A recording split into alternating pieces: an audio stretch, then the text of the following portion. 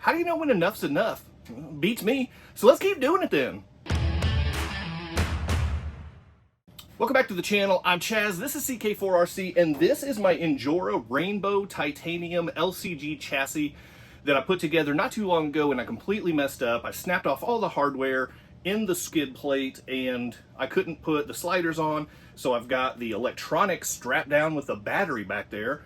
That's not how you're supposed to do a build. Well, Injora to the rescue. They saw my video and they said, we're gonna help you get that sorted out because that's absurd. So thank you very much, Injora. They sent me a new skid plate with all new hardware. So I'm going to get this skid plate out of here. I'm going to get this built up with the sliders on the side. I also have another little surprise from Injora that I am going to replace this transmission with. We'll get into that here in just a minute. And while I'm at it, I'm going to replace this FuriTech system with a new brushless system. This is the Ghost 30 amp brushless ESC. So I'm going to try this new ESC. Look how compact that thing is. That's the ESC right there. So I'm going to slap that in there and take out the bigger ESC that's already in there. And then I'm going to try this new brushless motor as well. And this is a 3450 kV brushless motor. So I'm going to slap that in there once I get a pinion gear installed. So I've got to get my gear puller out and get that taken care of. So I'm going to start getting this stuff put together and rebuilt, and then we're going to come back and we're going to test the new brushless system, and I'm going to show you how this build should have been done the first time. So let's get into that. Just a quick update on the progress. I have my pinion gear mounted on my motor, so this is ready to be installed into the transmission. Speaking of transmission, I just got this brand new transmission from Injora delivered this morning. Look at this thing and tell me what this looks like to you. If you say it looks like an SCX30 transmission, you're correct. This is their brand new SCX24 transmission based on the SCX30 design. So this will mount on your skid plate with the motor facing sideways at a lower angle, keeping weight towards the front and low. So this is going to be a phenomenal setup, and it does mount up, as you can see right here, 1, 2, 3, to the traditional skid plates that we're used to from SCX24. So you do not need a special skid plate to be able to mount this. You'll also see it still has the forward and rear drive shaft outputs, so you can still hook up your drive shafts like normal. You can see here, we're talking metal gears in this thing as well. It is slightly lower geared, so I'll have to see if I can find the ratio because I'm not sure on that. So you will get a slower speed out of this transmission, which for crawling purposes, that's not really anything to be concerned about. So I am pumped to get this thing mounted up. And as you can also see, I've got my sliders mounted on here with the new skid plate. Everything on this chassis is looking nice and strong. And then I've got my brute body over here from Scale Country with a little bit of tape on there. I'm going to do a little bit of something with this.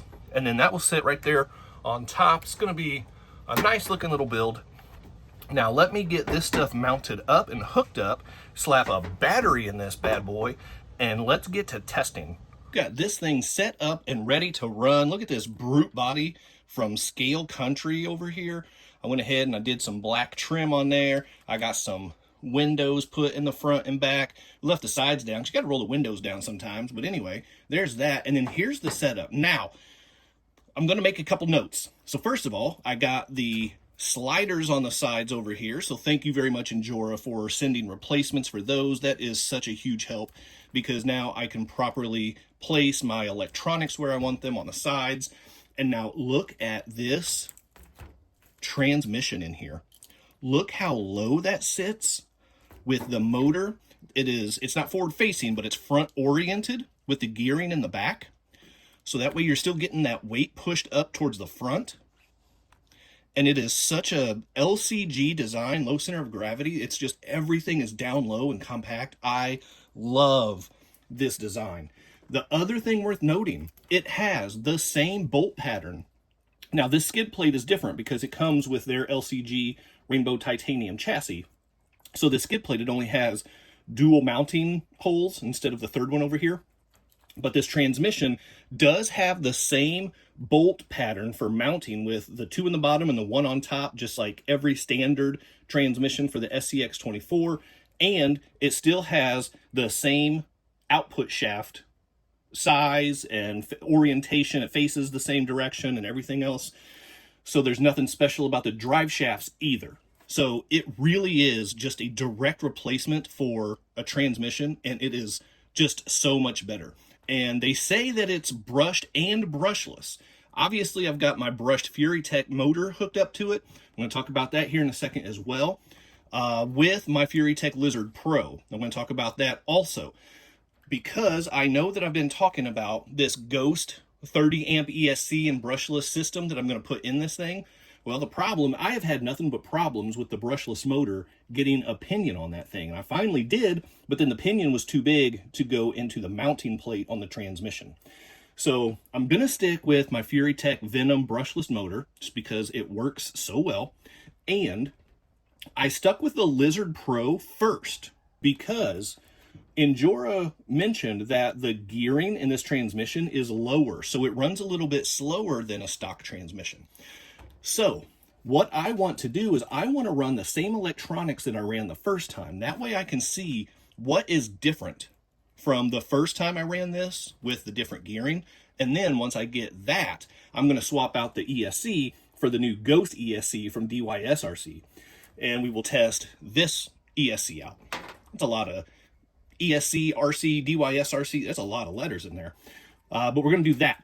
I am going to stick with the FuryTech Venom motor again, just because it works. And I've had so many issues getting the other brushless motor mounted up. But that way I can test the new transmission, I can test the new ESC, get separate results for each of them. Now let's get my crawler tracks on the table and get running, because it has been hotter than the devil's butt crack out here lately, and I'm not going outside. So we're going to do a bench test on this stuff, just like I did last time. We're going to start off with the setup table again, just like we did last time. We'll go with the side hill first. I did go back and watch my old footage just to see what it did last time. And this isn't going to be a direct comparison, because last time the electronics were all bundled up back here in the back with the battery, because my sliders weren't on there. And I also didn't have a body on there. But at the time, the side hill got all the way up to 50 degrees. So let's see what we're looking at here with this hard body. 45, 40, right around 49 before it tipped over. So not much different, but not quite the 50 degrees that we got last time. And then on the incline, we got up to 61 degrees. Now let's see what we're looking at this time with the hard body on here.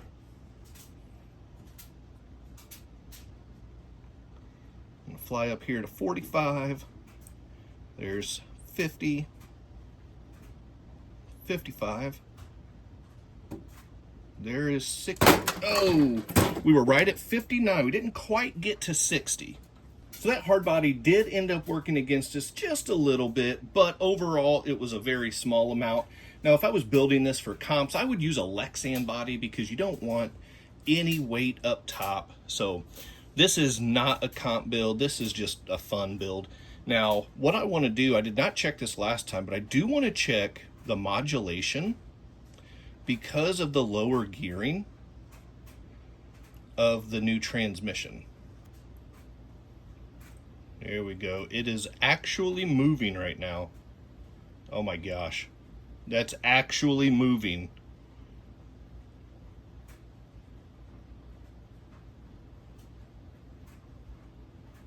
That's bonkers.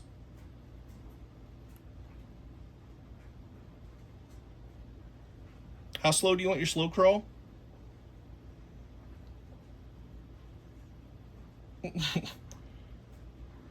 That's wild. That is wild.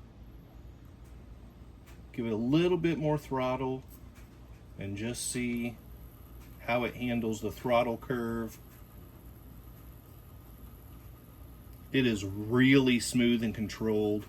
Now, that's going to be mostly coming from the ESC and the motor, but that transmission is just running super smooth with those. Now let's turn this thing around because I want to see what is the top speed like. That's actually not bad.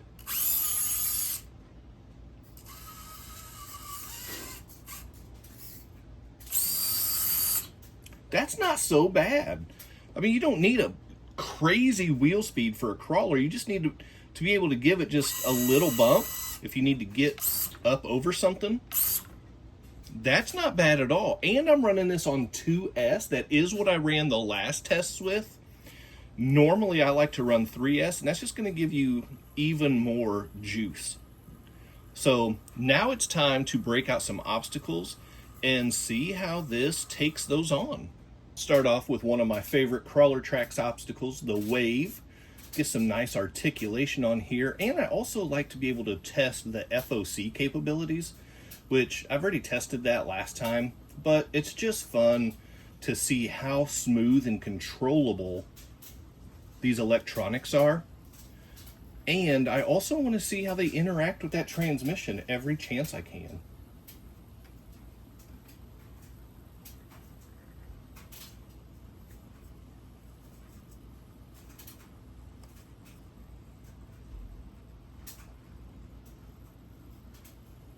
It's a good run.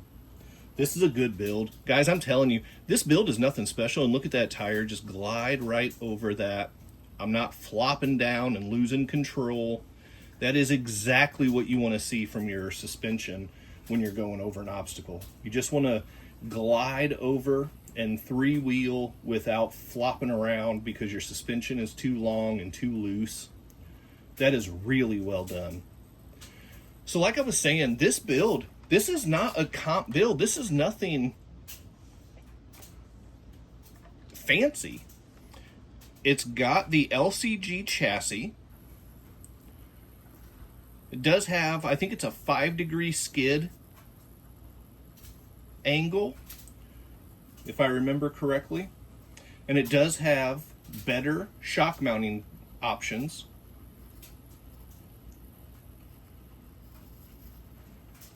But it is very mild in the world of custom crawler builds. Okay, here we go. Now we might be able to test a little bit of speed. Let me punch this. Oh, I thought maybe I could get over, but nope. Yeah, there it was. There was all the speed in the world that I needed to get up and over that little apex. And there's some three-wheel action that... Yep, there's more three-wheel action. That was beautiful. That was textbook. That is exactly what you want to see. You want to be able to span gaps just like that, to where your rig maintains stability and completes the obstacle under full control. That is so good. Normally I'll go ahead and throw the frame bender obstacle at my builds as well, but honestly for this one, I think I did that last video, and I really just want to use this to test the side hill. Yes, we did the side hill test on the setup table, but I really like to do real world testing and see what it's capable of as it performs. What can you expect when it's out on a course? And this is going to push it to its limits because this angle is no joke.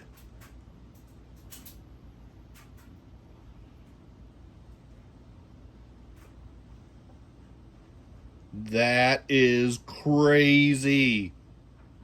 Yeah, I missed the apex just a little bit, but look at that angle. Oh my gosh, you guys, that is wild. Even with that hard body up top. I lost my line. The rear tire is starting to slide back down, so the test is finished. But wow, that was way better than I expected. All right, now what I'm going to do is I'm going to swap out the ESC for the 30 amp Ghost ESC, and let's start testing that thing out. swap out for the ESC was super simple, and look how much more lower profile that ESC is than the FuryTech Lizard Pro. It is so much shorter. The width is also a little bit skinnier. It is longer by just a tiny little bit, but overall, that is a much smaller footprint than the Lizard Pro. So all we have left to do now is turn it on and see what it can do. There is no power switch, so once you plug it in, then it is on and ready to run. So I already have the frame bender over here. Let's throw this obstacle at it and see how it does. The throttle is reversed. Well, it's an easy fix, but it's an annoying fix. Okay, here we go. Yep, there we go. A little jerk there at the beginning.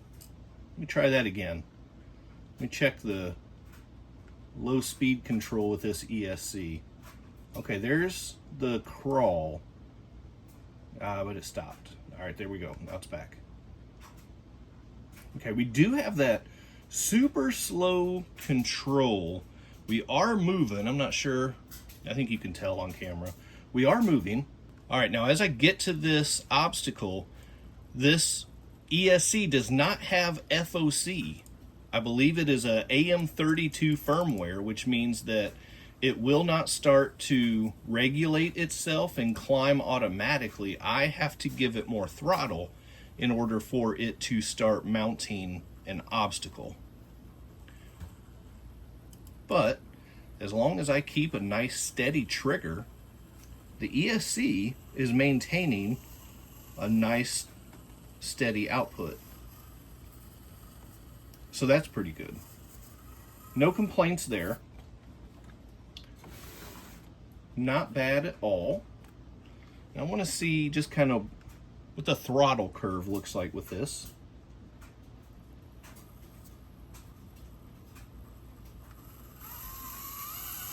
There's a little bit of a hiccup there.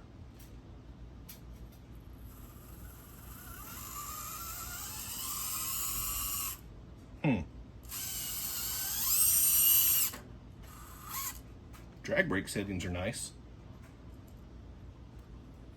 Oh. Yeah, that's a little jerky. Yeah, there's some jerkiness and hiccups in the throttle curve. They're not terrible, but they are there. Lastly, of course, I've got to throw the wave at it.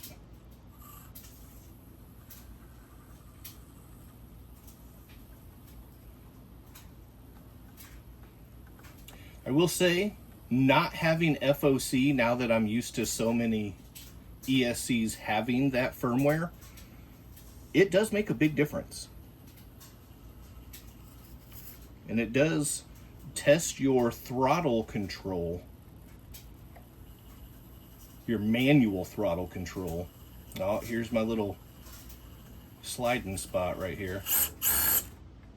Okay, I got the speed I needed, but I also had more control. I was a little bit more prepared for that this time.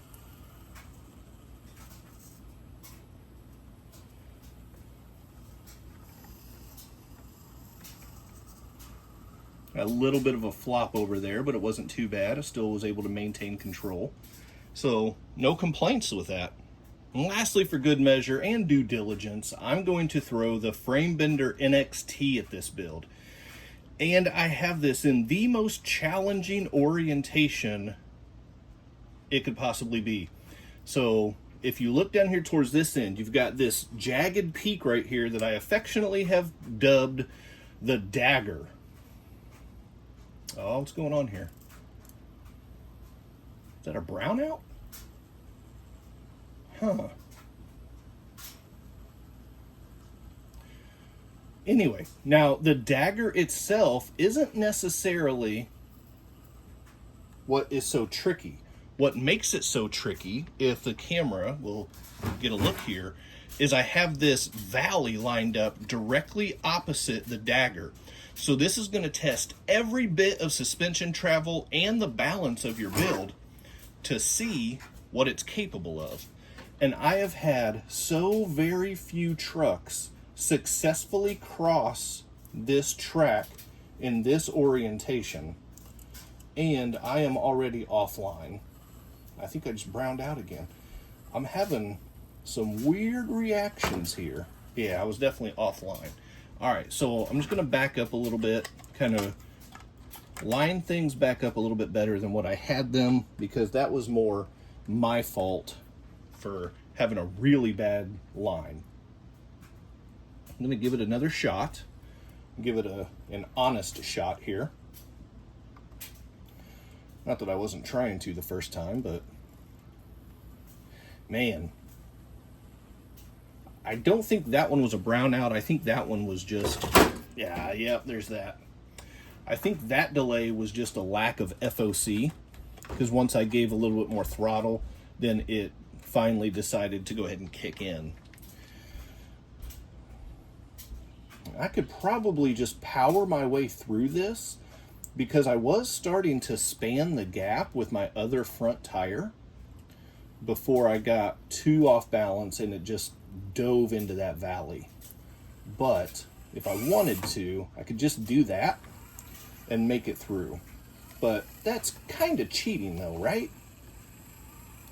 I mean, I made it, but that's not really an honest attack. With the bench test complete, it is time to go over the goods and bads, because as with anything, there's always going to be good aspects and aspects that there could be improvement on. So we're going to start off with the Injora LCG transmission. That thing, I've got minimal complaints. The fitment and finish, phenomenal. It is a drop-in replacement upgrade for any standard SCX24 transmission. It has the same bolt mounting pattern with the two in the bottom and the one down on top. You can plug that into any skid plate that works on an SCX24 or any factory style, I'll say that. The output shafts line up with the drive shafts. It doesn't create any crazy angles that are going to cause binding. The weight distribution is instantly noticeable. It is so much lower, and it pushes the motor, even though it's not like forward facing, it's forward oriented to where the motor is in front of the transmission gears. So it's just more weight closer to the front. So that is instantly noticeable. And then the last thing, it comes with grease in the gears. That is a really nice addition, because how many times do we get axles and transmissions that don't have any grease in them? So I would like to see more. That's going to be one of the bads. I would like to see just a little bit more grease in there. That would go a long way. But before I even get into the bads, it's all metal gears, and it works for brushed and brushless motors. So that thing is phenomenal. Injora knocked it out of the park with that transmission. As soon as they're available, I'm going to be snagging multiples. I'm not just saying that, because it is an easy, clear upgrade for any of my builds that have standard transmissions. So I'll be snagging several of those. Two things that are worth noting: like I said, I would like to see just a little bit more grease in there. If they're going to include it, just include a little bit more. And then the other thing is the lower gearing. So this part, I'm kind of torn on a little bit. So with the control of brushless systems these days, you've got all your slow control at your fingertips. With your ESC and your motor, you don't really need lower gearing from the transmission, because the electronics can take care of that for you. Now with a brushed motor, that lower gearing might come in handy. So I didn't test it on a brushed motor, but that could be beneficial in that regard. Higher gearing would be more beneficial if you are having a hard time with a breakover, or if you just need that little speed blip to bump up onto or over an obstacle. I did test that and it worked, but a little bit more power I think would be more beneficial than lower gears, especially with how common and how good brushless electronics have gotten. So those are my thoughts on the transmission. As far as the ESC goes, it was fine. The Ghost transmission from DYSRC, it was fine.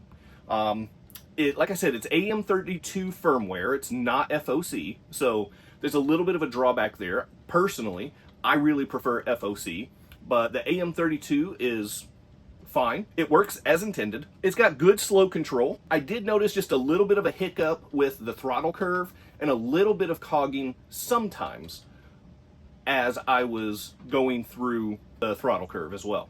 So it wasn't always there, but sometimes it was noticeable. Overall, would I recommend the Ghost ESC?